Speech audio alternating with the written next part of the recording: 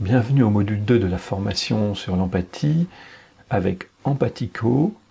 Dans ce module 2, nous allons travailler les compétences psychosociales.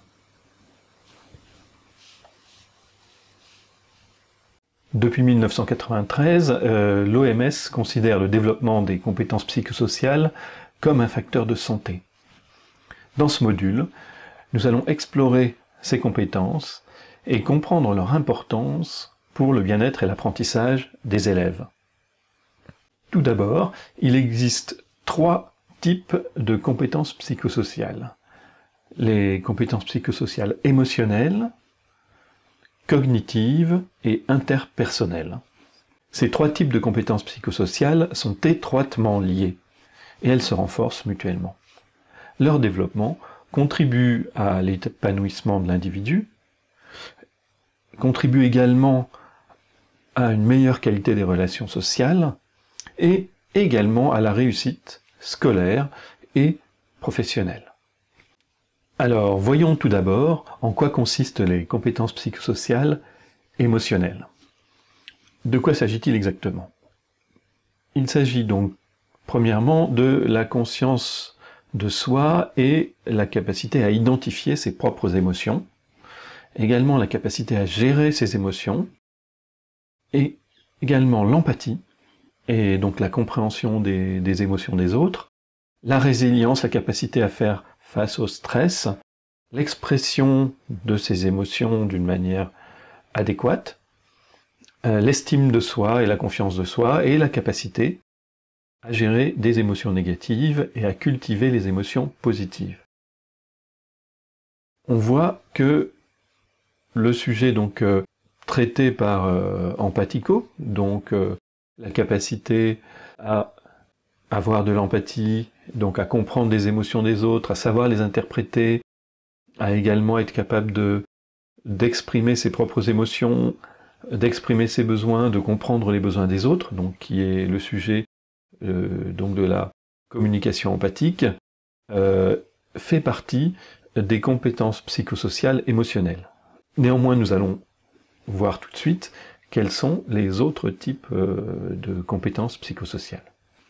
Alors la deuxième catégorie de compétences psychosociales, ce sont les compétences psychosociales cognitives. De quoi s'agit-il? Donc la pensée critique, la prise de décision, la résolution de problèmes, la capacité à fixer des objectifs, à planifier, la gestion du temps, l'analyse des situations, l'adaptation aux situations, la réflexion sur ses propres expériences et sur l'apprentissage. Donc on voit que ces compétences sont également extrêmement importantes et elles ont une relation avec les compétences émotionnelles car elles se renforcent l'une l'autre. Finalement, la troisième catégorie de compétences psychosociales sont les compétences psychosociales interpersonnelles. Donc la communication, la capacité à communiquer de manière efficace, l'écoute active, l'assertivité, c'est-à-dire la capacité à exprimer ses propres points de vue, ses propres besoins d'une manière appropriée et respectueuse, la capacité à résoudre les conflits de façon pacifique, la coopération et le travail d'équipe, le respect des autres et de leurs différences, le leadership positif. Alors on voit également ici que certains éléments font totalement partie de ce que l'on appelle la communication empathique. Donc en particulier, pour quelles raisons? Alors l'écoute active, puisqu'on va voir dans la communication empathique qu'il est important de bien écouter les autres pour comprendre quels sont leurs besoins, l'assertivité, car la capacité à être empathique améliore l'assertivité, et évidemment la coopération, la capacité à résoudre des conflits, à travailler en équipe, etc.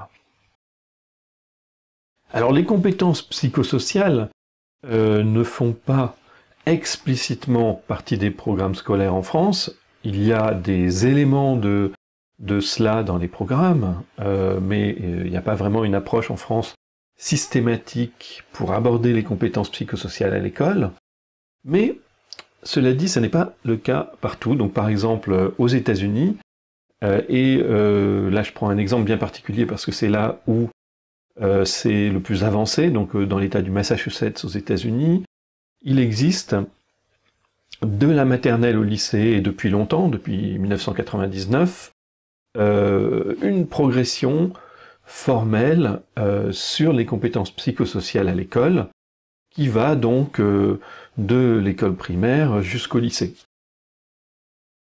La progression donc est bien formalisée, d'une manière intégrée à d'autres enseignements, avec un découpage conceptuel des différents types de compétences psychosociales un petit peu différentes de celles qu'on verra en France, et donc nous allons voir ça tout de suite.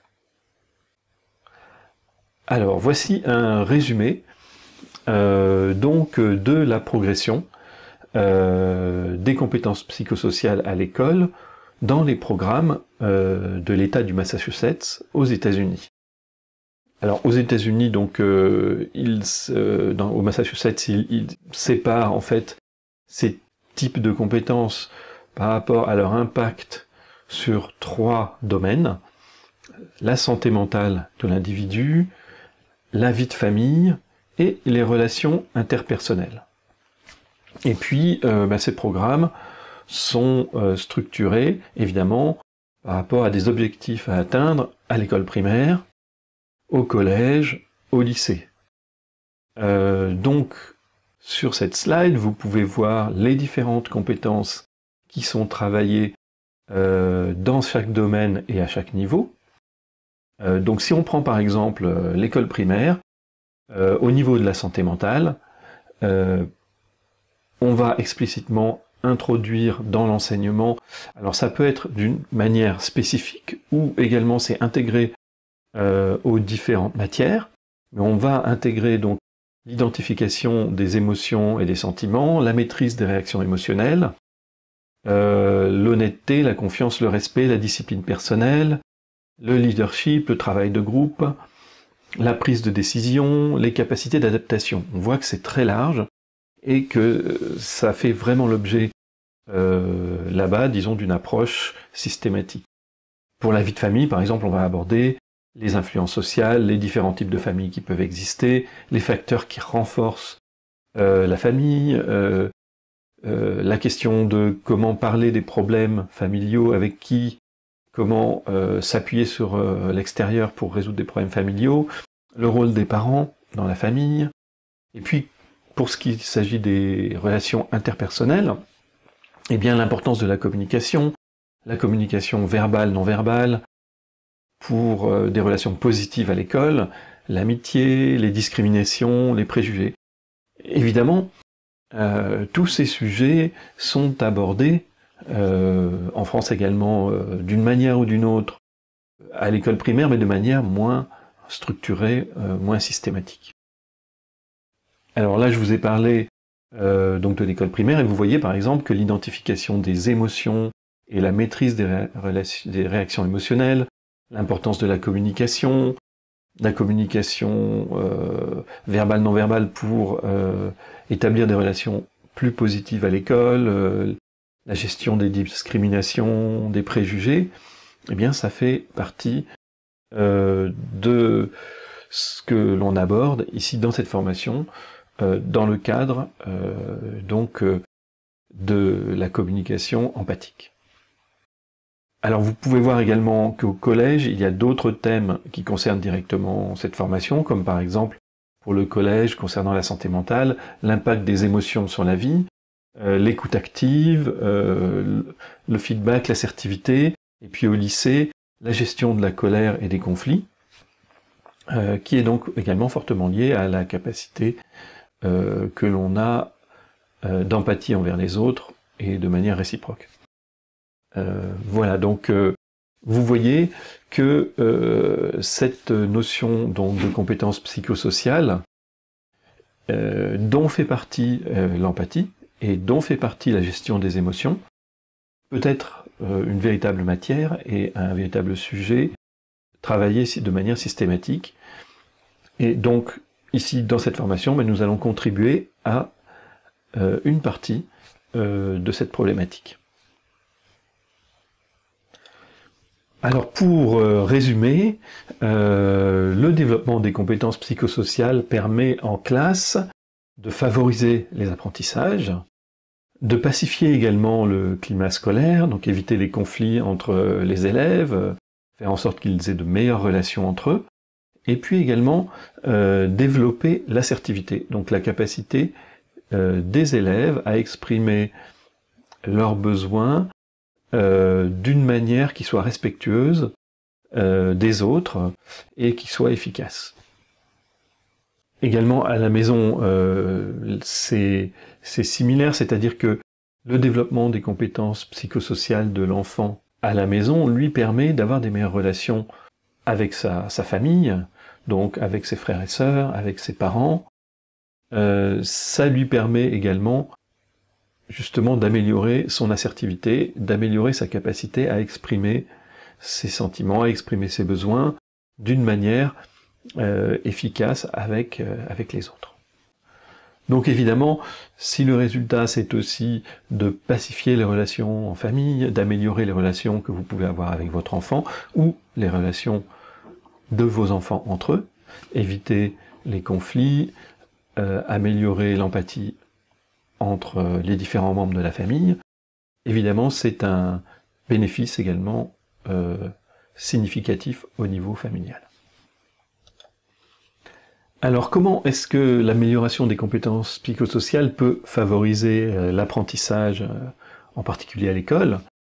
Eh bien de plusieurs manières. Première chose, la gestion du stress. La capacité à gérer son stress et à se concentrer favorise l'apprentissage et les bons résultats dans les études. Un deuxième aspect, c'est la gestion du temps, la capacité à se fixer des objectifs réalisables et ensuite à les atteindre. Donc l'organisation est un facteur important pour la réussite scolaire. Et puis, troisième élément, la capacité à travailler en équipe, à bien communiquer avec les autres, à mieux reconnaître et comprendre les informations en provenance de l'enseignant, mais également en provenance des autres. C'est également important pour la capacité à progresser à l'école. Alors deuxièmement, le développement de l'empathie et de la communication empathique et des compétences psychosociales en général permet de pacifier le climat scolaire. Alors en quoi est-ce que c'est le cas? Première chose, un environnement sain d'apprentissage et harmonieux, c'est essentiel pour favoriser la réussite des élèves et leur bien-être.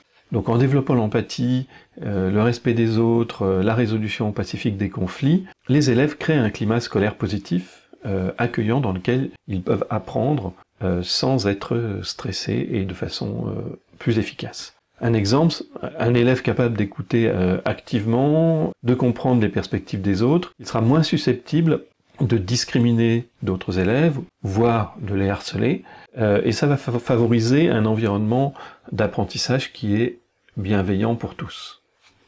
Alors troisième point, le développement de l'assertivité. Donc l'assertivité, c'est la capacité à exprimer ses opinions, ses besoins, ses émotions d'une manière claire, et également respectueuse, non agressive vis-à-vis des autres, et donc adéquate.